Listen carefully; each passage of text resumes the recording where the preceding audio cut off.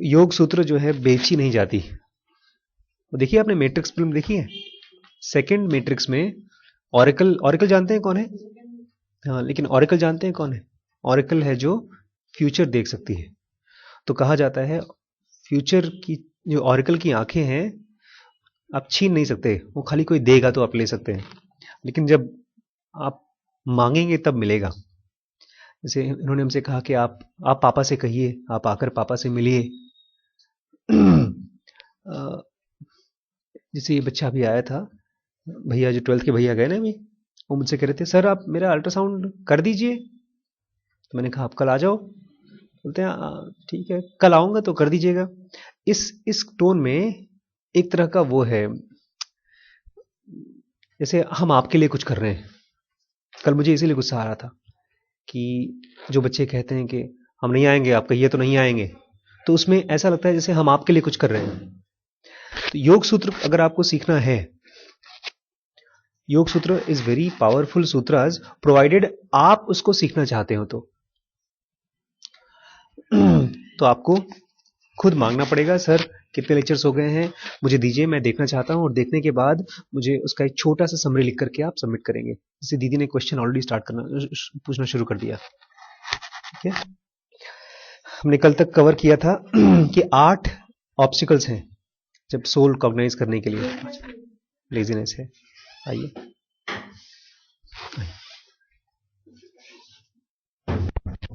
कुर्सी ले लो बेटा।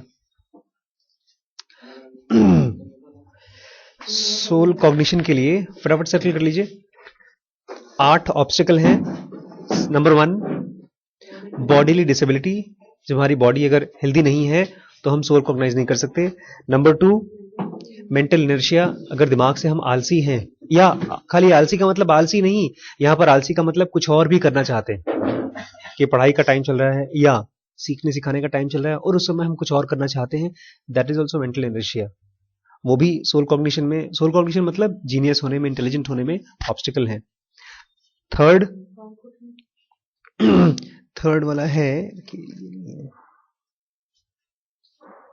Mental wrong questioning.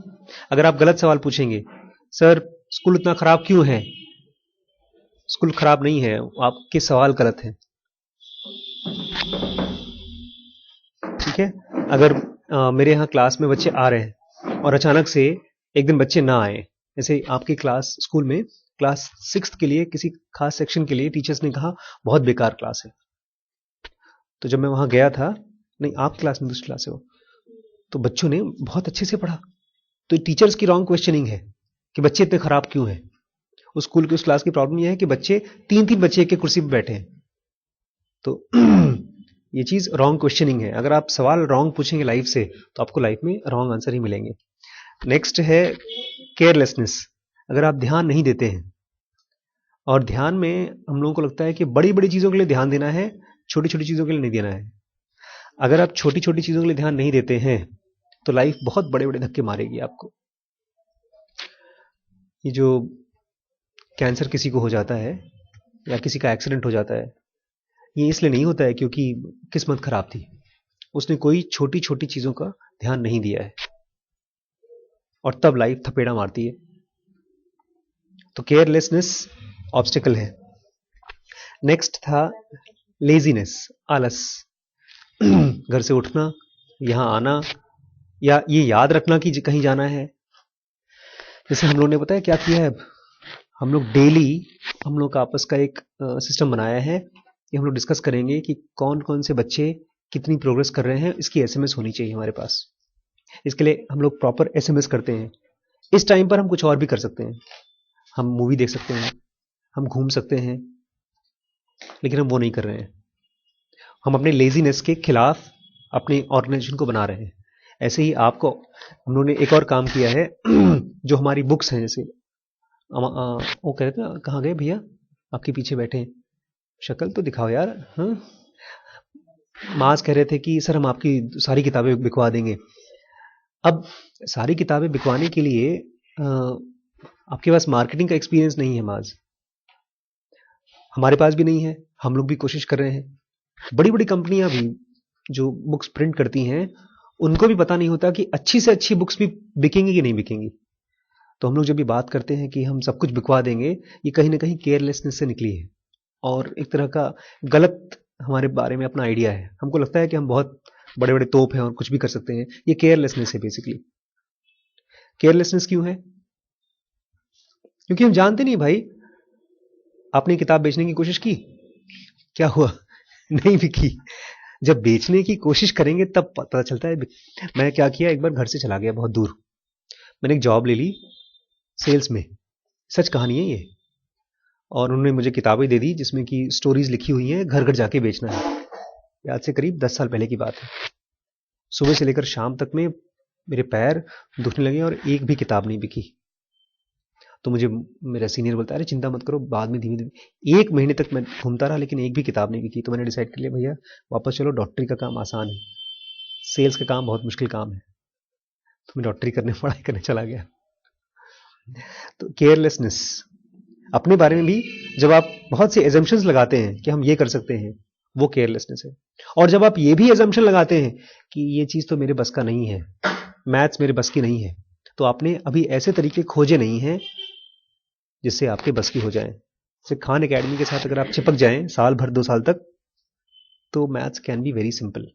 शुरू के 6 महीने में आपको इंग्लिश को यूज टू करना पड़ेगा। और मेरे लिए भी दिक्कत आई थी।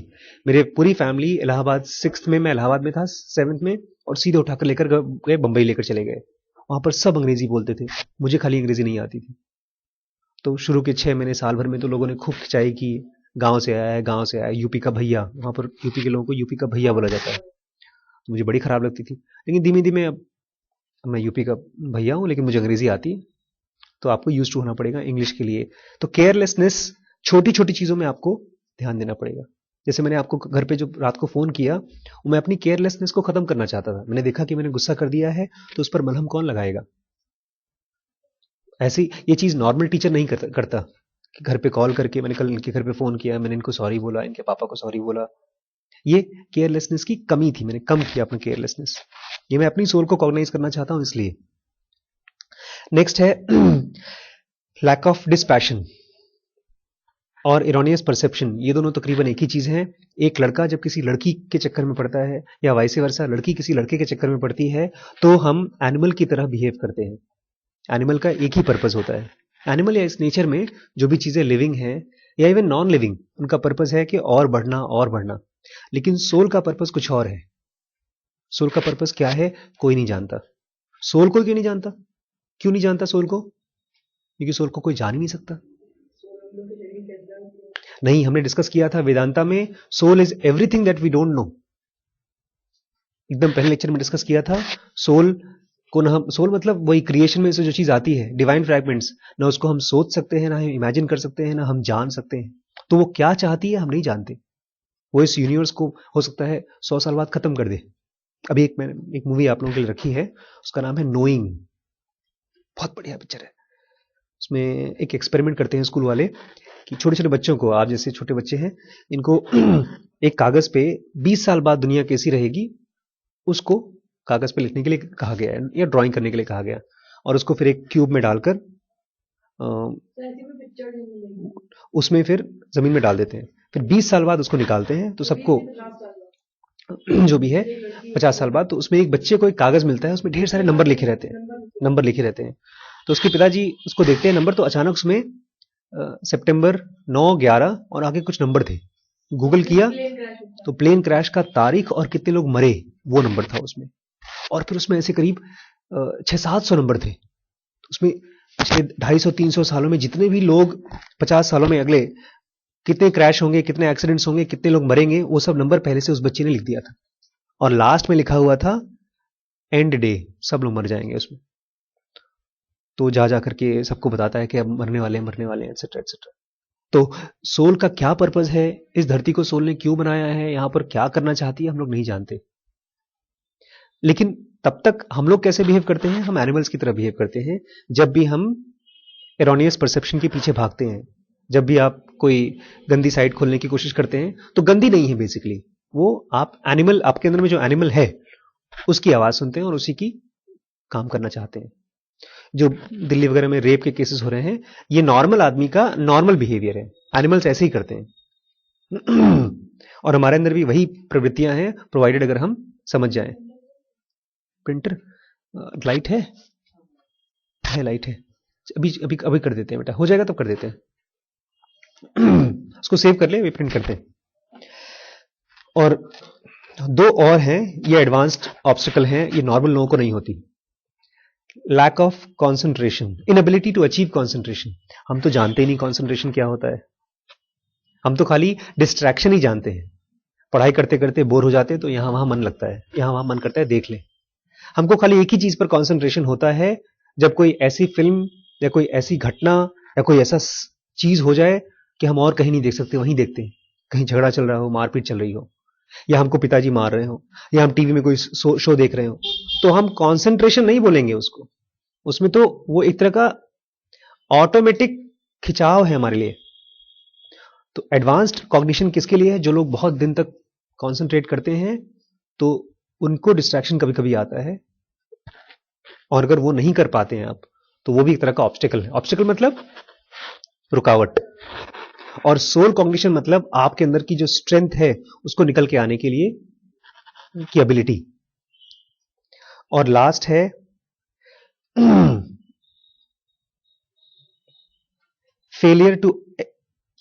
Failure to hold meditative attitude when achieved. कि जब आप मेडिटेशन में ऐसा बैठते हैं आंख बंद करके, एक जग्गी वासुदेव नाम के बहुत फेमस गुरु हैं, बहुत बड़ा कल्ट है,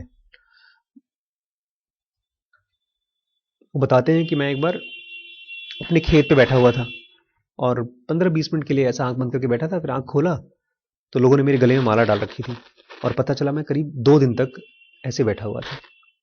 उस समय बॉडी का पेन नहीं मालूम पड़ता, बॉडी की बैठा था, लेटा हुई नहीं होता। तो वो मेडिटेटिव एटीट्यूड को होल्ड कर पाए। नॉर्मली लोग होल्ड नहीं कर पाते, हम लोग स्लीप को होल्ड नहीं कर पाते। 4 घंटे सो जाएंगे, उसके बाद नींद खुल जाती है। बेसिकली हमारी बॉडी हर चीज को बर्दाश्त करती रहती है, तो मेडिटेशन को नहीं होल्ड कर पाना ये भी ऑब्स्टिकल है। और मैं जब आप लोगों को ये सब बातें बता रहा हूं, इसलिए नहीं बता रहा हूं ताकि आपकी जानकारी बढ़ जाए। मुझे ये बहुत स्ट्रांगली लगता है कि यहां पर जो लोग भी बैठे हैं, सबके अंदर में सोल कॉग्निशन की पोटेंशियल है। हर कोई यहां पर सोल को कॉग्नाइज कर सकता है। क्यों? क्योंकि आपके अंदर सोल है। जब जग्गी वासुदेव कर सकते हैं तो आप भी और हम भी कर सकते हैं।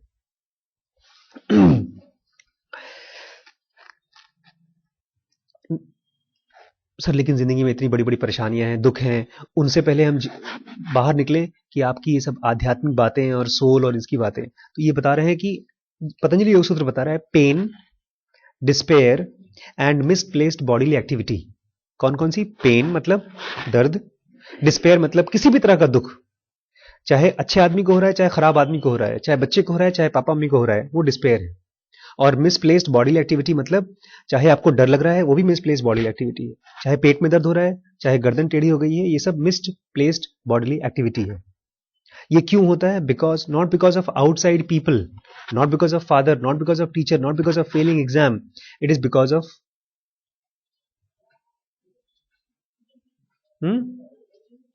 बिकॉज ऑफ, कल बताया था, प्राणा।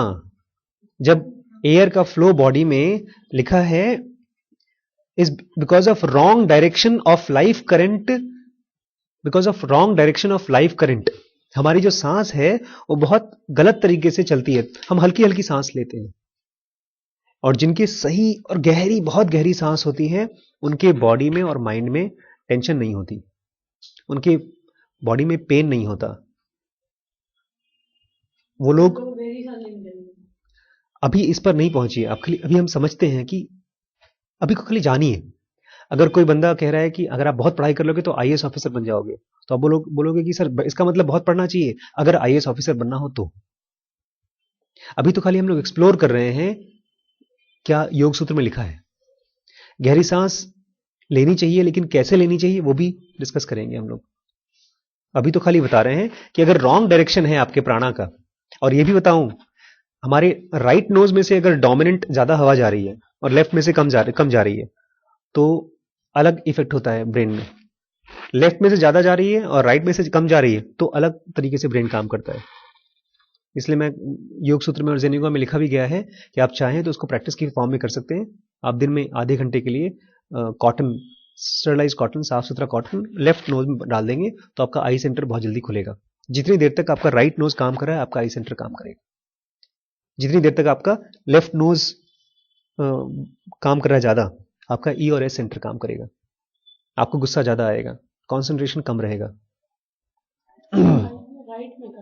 Right is I, left is E और एस। बोलता है ये जो ऑब्स्टिकल्स हमने डिस्कस किए हैं, अगर आप इनको खत्म करना चाहते हैं, इनको जीतना चाहते हैं, देन इंटेंस एप्लीकेशन। इंटेंस मतलब गहरी, खूब मन से। इंटेंस मैं देखता हूं बच्चे जब क्लास में बैठते हैं तो इंटेंस नहीं होते, कुनकुने होते हैं मतलब, हाँ। और लेफ्ट से M, M is just worker, M centre is just worker. लेकिन जब बच्चे खेलते हैं या बच्चे लड़ाई करते हैं तो उस समय इंटेंस होते हैं। वही इंटेंसिटी से आपको अप्लाई करना है अपने आप को किसी एक प्रिंसिपल के लिए, और ज़ेन योगा वो प्रिंसिपल है। प्रिंसिपल मतलब जैसे आप खेल कूद रहे हैं तो अपनी बॉडी को फिजिकल प्रिंसिपल्स के लिए अप्लाई कर रहे हैं ताकि आपकी बॉडी स्ट्रांग बन जाए। ऐसे ही माइंड के प्रिंसिपल्स हैं। ये एक ज़ेन मार्शल आर्ट का गुरु था, वो बस में गया, वो बैठा हुआ था और वहीं पर ये भी बैठा था उसका स्टूडेंट। ये बहुत बड़ा प्रोफेसर भी था और मार्शल आर्ट्स का टीचर भी था। तब तक से अंदर 2-3 गुंडे घुसाए, रादर एक गुंडा घुसाया, दारू पी करके इधर से किसी का अखबार छीन रहा है, किसी के सामान छीन रहा है। और तब तक से उसको गुस्सा आया प्रोफेसर को, उसको लगा कि मैं दिखाता हूँ ब्लैक बेल्ट का हिसाब किताब। हीरो बनने के लिए उठने वाला था तो उसके ज़ेन मॉन्क ने, जो मास्टर था, उसने बिठा दिया उसको। ये उसका गुरु था, बोलता मैं ठीक कर देता हूँ। वो गया, बोलता अरे hello friend, how are you, hello how are you, आइए आइए बैठिए बैठिए, कौन सी ड्रिंक लेते हो, कौन से बार में जाते हो। उन दोनों की दोस्ती हो गई, बातचीत होना शुरू हो गई, सारा वो भूल गया लड़ाई करना। वो ये शायद इसी चीज को मारपीट करके खत्म करने की कोशिश करते, उस मास्टर ने दोस्ती से खत्म कर दिया। वो एडवांस्ड थॉट कहां से आया? बिकॉज उसका मास्टर अपने आप को किसी प्रिंसिपल से इंटेंसली, कल मैं एक लेक्चर देने गया तो बोलते हैं सूरज को देखो, सूरज से सीखो, पंक्चुअलिटी सूरज से सीखो। भाई आप सीख नहीं सकते पंक्चुअलिटी। अगर आप टाइम से नहीं पहुंच रहे हैं कहीं पर तो आप कुछ नहीं कर सकते। उसका रीजन पता है क्यों है? हम पंक्चुअल क्यों नहीं होते? टीचर बोलते लेट आते हो, late, bad remark bad remark bad remark. जिसके कॉपी में 10 बैड रिमार्क होता है उसी में और 20 और मिलते हैं। Punctuality is a result of mind body applying itself to something very strong. सूरज थोड़ी घड़ी देखता है कि आप कितने बजे निकलना है। बर्ड्स घड़ी नहीं देखती हैं, बर्ड्स अपने आप उठ जाती हैं। मैं ज़ेन योगा जब फॉलो करता हूं बहुत स्ट्रांगली, अगर मुझे 5 बजे उठना है और मैंने 5 बजे का अलार्म लगाया है तो पता है मेरी नींद कितने बजे खुलती है? 4:59 पे मेरी नींद खुलती है। और बहुत बार केवल 10 सेकंड पहले मेरी नींद खुलेगी और जब मैं आंख खोलूंगा ऐसे घड़ी हाथ में उठाऊंगा, P P P P P P. Body का क्लॉक अपने आप आपको पंक्चुअल बनाता है। और वहीं पर अगर मैं कहीं शादी वादी में चला गया, खूब ठूस के खा लिया और सुबह 5 बजे उठना है, नहीं उठ सकता। अगर आप चाहते हैं आपकी बॉडी में आलस ना हो, आपकी बॉडी पंक्चुअल हो, आपका टाइमिंग परफेक्ट हो, तो आपको टाइमिंग के साथ कुछ नहीं करना है। आपको अपने खाने के साथ, अपने ब्रीदिंग के साथ, अपने थॉट्स के साथ, अपने बिहेवियर के साथ, अगर आप आगे बता रहा है, नेक्स्ट है पीस ऑफ चित्ता is can be brought about. अगर आप चाहते हैं आपके माइंड का पीस, और यहां पर पीस का मतलब ये नहीं है कि साधुओं की तरह चुपचाप शांत रहो। पीस ऑफ चित्ता मतलब ब्रूसली हैड पीस ऑफ चित्ता। ब्रूसली अपना पूरा दिमाग फोकस करके कहते थे कि खाली 2 उंगलियों से एक ट्रक हिला सकते थे। उसके लिए पीस ऑफ चित्ता, हाँ बिल्कुल पॉसिबल है। मैं ऐसे बंदे को जानता हूं जिसने मेरे सामने अपने माइंड से नाव को चलाया है। हाँ, मैं ऐसे बंदे को जानता हूं जिसने आंख बंद करके बच्चे का एड्रेस लिख दिया कि कौन कहां है, बच्चा जो घर से भाग गया था, और मैं मिला हूं उनसे।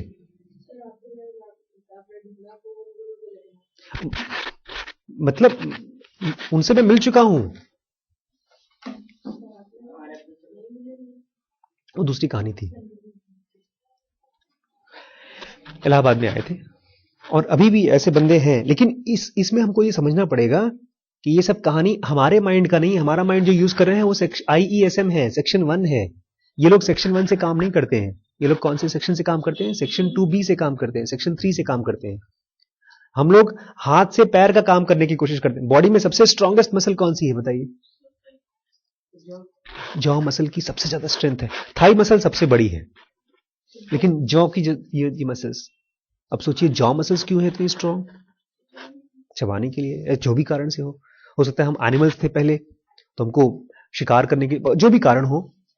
लेकिन जैसे जॉ मसल स्ट्रॉन्गेस्ट है, ऐसे ही हमारे ब्रेन के अलग अलग सेक्शंस अलग अलग काम के लिए बने हैं।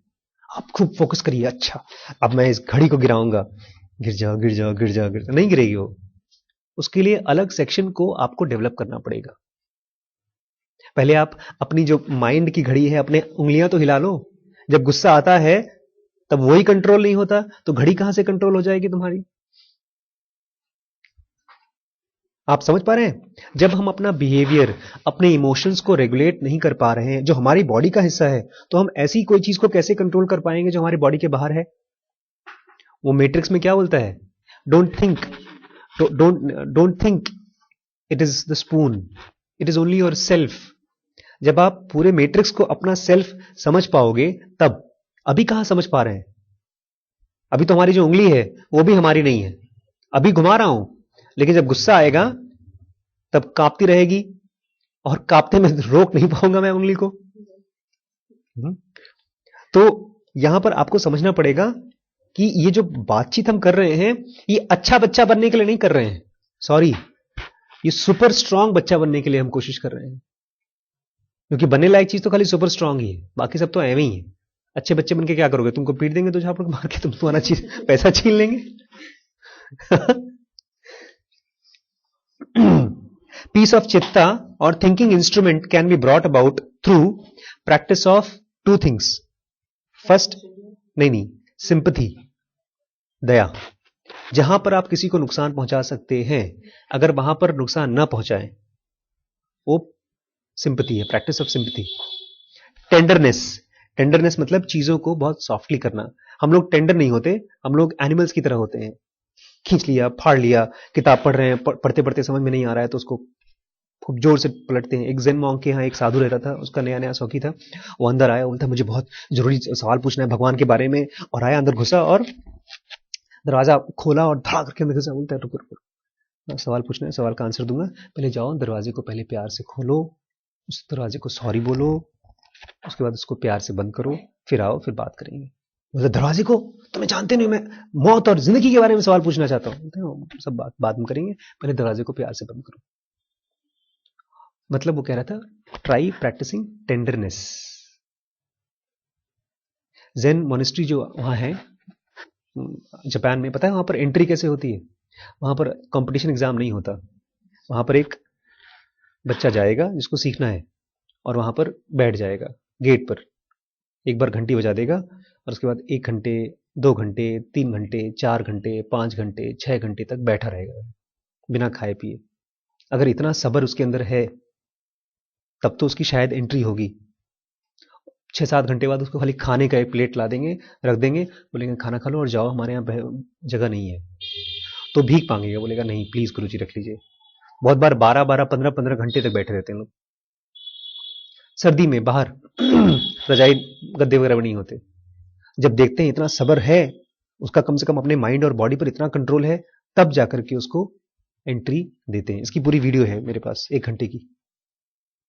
तो टेंडरनेस को अगर आप प्रैक्टिस करते हैं तो आप कमजोर नहीं बनते, आपके अंदर में और ज्यादा स्ट्रेंथ आती है। सिंपथी, दया। और दया इसलिए नहीं क्योंकि बेचारे को माफ करो, बेचारा है उसको दया की जरूरत है। उसको दया की जरूरत नहीं है। जब आप दया करेंगे तो आपके माइंड को दया की जरूरत है। आपका माइंड अभी जानवर का माइंड है, उसमें केवल चीजों को नोचना और शिकार करना, वही प्रवृत्ति अंदर बैठी हुई है। अगर आप चाहते हैं कि केवल माइंड से चीजों को आप हिला डुला सकें, डेस्टिनी बनाएं, उसके लिए आपको सॉफ्ट होना पड़ेगा, हाथ का इस्तेमाल कम करना पड़ेगा। और एक चीज और करनी पड़ेगी, स्टेडीनेस ऑफ पर्पस। कोई भी काम आप करना चाहते हैं, पर्पस है आपका, उसमें स्टेडीनेस होना चाहिए। मतलब सर मैंने डिसाइड कर लिया, एक हमारे फ्रेंड हैं, एक हफ्ते में 10 दिन में वो एक चीज डिसाइड करते हैं, उसके बाद अगले हफ्ते चेंज कर देते हैं। डॉक्टर साहब हैं वो, एमबीबीएस कर लिया, तो आजकल वो सोच रहे थे, मैं है काम करते हैं पैथोलॉजी का, लेकिन डिसाइड कर रहे हैं कि अब मैं साइकेट्री करूंगा। 2 महीने पहले साइकेट्री की सोच रहे थे, अब आज बोलते हैं सर नहीं नहीं, साइकेट्री बेकार ब्रांच है, साइकेट्रिस्ट तो पागल हो जाते हैं, पागलों का इलाज करते हैं, मुझे पसंद नहीं है। मैंने कहा क्या करेंगे फिर? बोलते मैं स्किन, चमड़ी का बड़ा अच्छा काम है, कुछ बीमार तो होते ही नहीं लोग, बस कहीं खरोच खुजली हो रही है, कहीं कुछ हो रहा है, उसकी दवाई में 500-500 की दवाई है, 300-300 उसमें मार्जिन है, कमाओ। और ये अभी कह रहे हैं 2 महीने बाद बदल देंगे, अभी कहेंगे पीडियाट्रिशियन बनना है मुझे, कुछ और हमारे भी ऐसे होते हैं हमारे दोस्त बदलते रहते हैं, हमारे फेवरेट टीचर बदलते रहते हैं, हमारी फेवरेट फिल्में बदलती रहती हैं, हमारी हीरोइनें बदलती रहती हैं, गर्लफ्रेंड बदलती रहती हैं। ये कह रहे हैं अगर आप चाहते हैं ऑब्स्टिकल्स को पार करना, तो सबसे पहला सिंपैथी प्रैक्टिस करनी पड़ेगी, टेंडरनेस प्रैक्टिस करना पड़ेगा, और किसी प्रिंसिपल के साथ चिपकना पड़ेगा आपको। मैं डॉन बॉस्को को, फादर को मैं बोल के आया था शुरू में, फादर अगर आप पे करते हैं तो ठीक है, नहीं पे करते हैं तब भी मुझे 3000 बच्चे चाहिए काम करने के लिए, अगर आप नहीं देंगे तो मैं कहीं और जाऊंगा, कहीं और नहीं मिलेंगे तो मैं बाहर खड़ा होकर के बच्चों को बुलाऊंगा अपने यहाँ, प्लीज आइए, मैं उनके साथ बात करना चाहता हूं, और नहीं मिलेंगे तब भी आऊंगा, बार बार आऊंगा, बार बार आऊंगा, बार बार आऊंगा, धक्का मार के निकाल देंगे तब भी आऊंगा। इसको मैं मानता हूं स्टेडीनेस ऑफ पर्पस, कि जो मैं करना चाहता हूं उसमें मुझे कोई नहीं रोक सकता। और इसमें यह भी नहीं है अच्छा नहीं करने दोगे गोली से उड़ा दूंगा, वो स्टेडीनेस ऑफ पर्पस नहीं है। स्टेडीनेस ऑफ पर्पस में पेशेंस बहुत इंपॉर्टेंट इंग्रेडिएंट है। इंग्रेडिएंट मतलब इंग्रेडिएंट काम करता है, लेकिन इंग्रेडिएंट मतलब उसका एक उसका रोल, जैसे चाय में शक्कर इंग्रेडिएंट है, तो पर्पस के लिए patience is very important ingredient.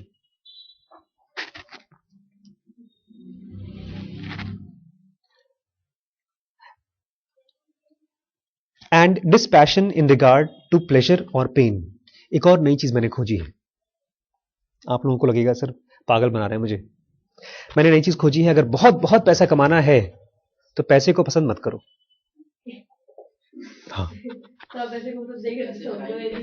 अगर बहुत पैसा कमाना है तो आप पैसे को पसंद मत करो।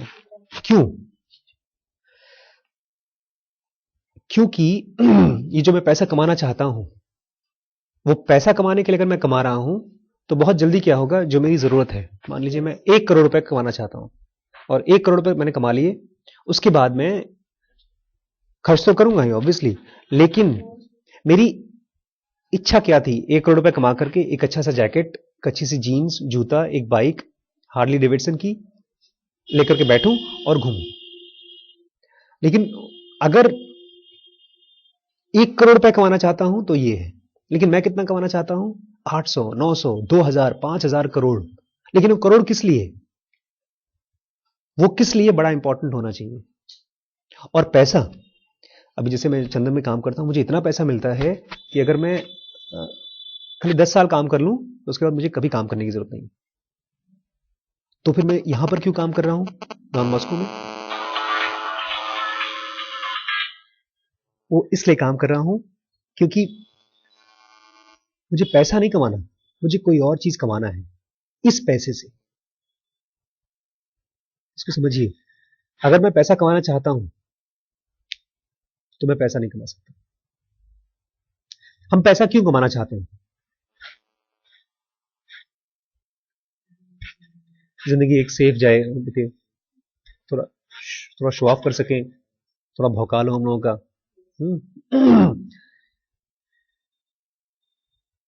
और अगर पैसा ना मिला तब दुखी रहेंगे।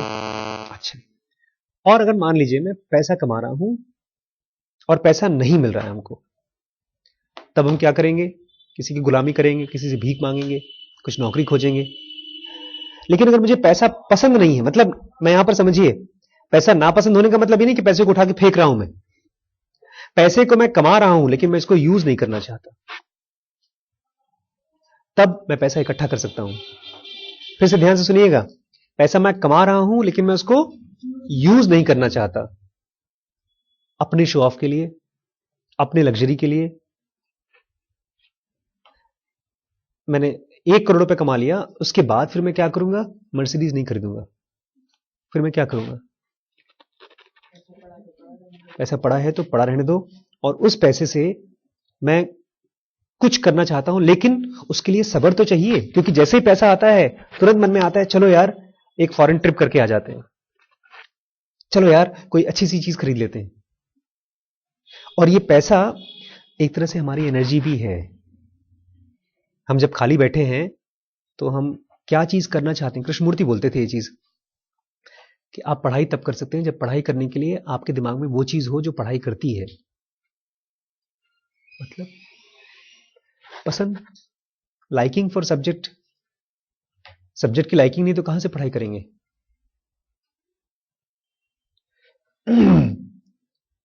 डिसपैशन मतलब नहीं पसंद होना चाहिए आपको। Dispassion in regard to pleasure and pain, कि जब पैसा आपके पास आए तो आपके मन में खुशी नहीं आनी चाहिए, और जब पैसा आपके पास से जाए तो आपके मन में दुख नहीं होना चाहिए।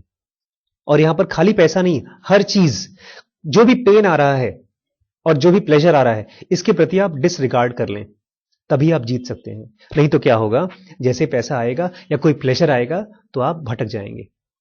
बड़े बड़े मिनिस्टर्स या बड़े बड़े लोग फंसते कैसे हैं? कोई भी उनको एक लड़की भेज देगा या पैसा भेज देगा और उनकी वीडियो बना लेगा तो उनको बदनाम कर सकता है। क्यों? बिकॉज वो डिसपैशनेट नहीं है पेन और प्लेजर के लिए। उनको सामने प्लेजर आ जाएगा तो उनकी लाट टपकने लगती है, उनके सामने पेन आ जाएगा। गांधी जी थे, गांधी जी को जेल में डाल दिया तो गांधी जी चले गए जेल में। बाद में जब कोर्ट में केस हुई तो जज ने बोला कि आपको 500 रुपए का जुर्माना दिया जाता है, आप जेल से रिहा होंगे अगर 500 रुपए दे देंगे तो। पता है गांधी जी क्या बोलते हैं? बोलते मेरे पास, मैं 500 रुपए नहीं दूंगा, आप मुझे जेल में रखो। नहीं, उन्होंने कहा मैं दूंगा नहीं, मतलब उन्होंने कहा है भी नहीं और दूंगा भी नहीं। तो उन्होंने कहा ठीक है, आपको बिना जुर्माने के आपको जेल से आजाद किया जाता है। वो बंदा डिसपैशनेट था पेन और प्लेजर के लिए। कल याद है मैंने माइकल के बारे में कहा था, अजय देवगन के बारे में, लास्ट सीन में जब उसको कहता है कि माइकल हम लोग हार गए, तो उसके मन में डिसपैशन था। वो कहता है कोई बात नहीं, अगले साल देख लेंगे। वो कोई बात नहीं तब नहीं आ सकता जब आप जीतना चाहते हैं बहुत ललक के साथ। ठीक है, इस बार आउट हो गए तो अगली बार। खेल होना चाहिए आपके लिए, पेन और प्लेजर शुड बी गेम। इसीलिए he is saying you should have dispassion in regard to pain and pleasure and towards all forms of good and evil। और इसके साथ ही साथ सभी अच्छी और बुरी चीजों के लिए आपको डिसरिगार्ड होना चाहिए। अगर लाइफ में आगे बढ़ना है ना तो इमोशनल नहीं होना पड़ेगा हमको। इमोशनल मतलब सर सर पापा ने बहुत मारा सर, अब मैं आज से स्कूल नहीं जाऊंगा सर। या मुझसे कल एक बच्चा बोलता है सर आप ये बदमाश बच्चों को अपनी क्लास में लाते ही क्यों है? तो मैंने उनसे कहा आखिर ये बच्चे भी तो मेरे ही हैं।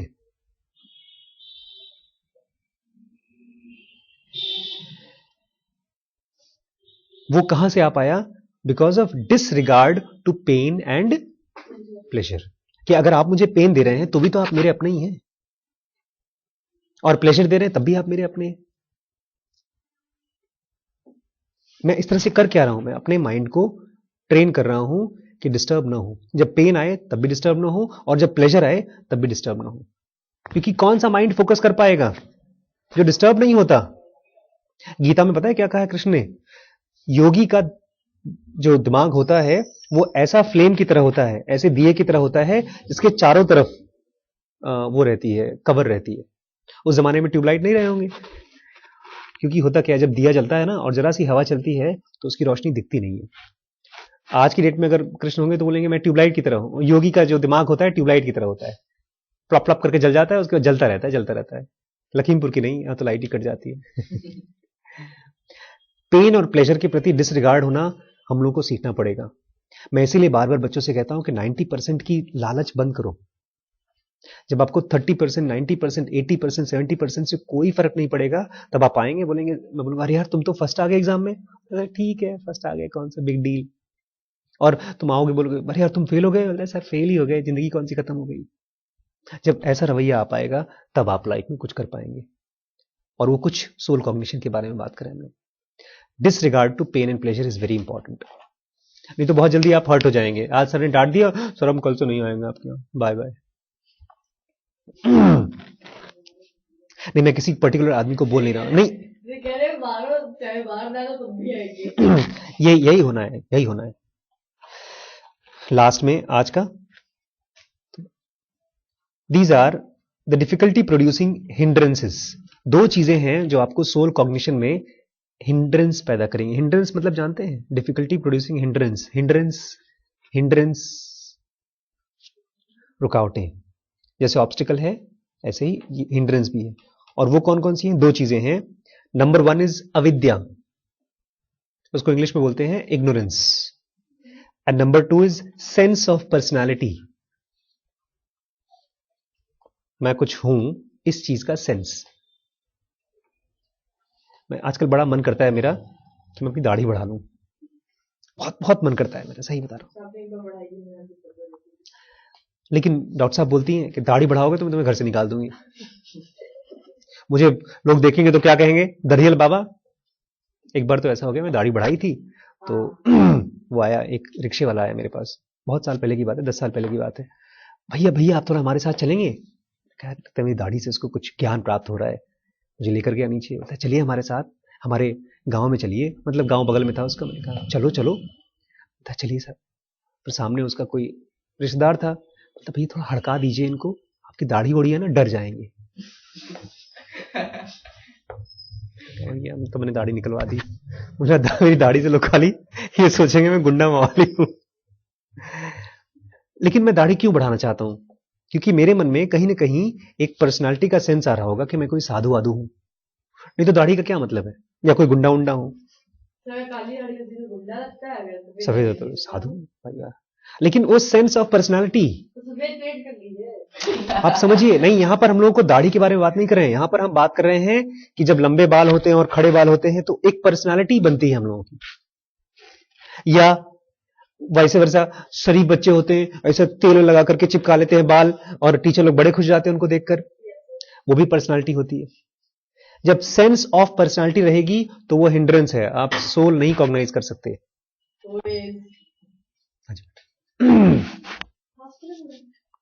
अंदर होगी कुर्सी। सेंस ऑफ पर्सनालिटी और अविद्या, ये दो चीजें हैं जो हिंड्रेंस पैदा करती हैं। इनके बारे में डिटेल हम लोग नेक्स्ट क्लास में चालू करेंगे। ठीक है, आज की समरी में कोई मुझे बताएगा क्या चीजें सीखा आपने?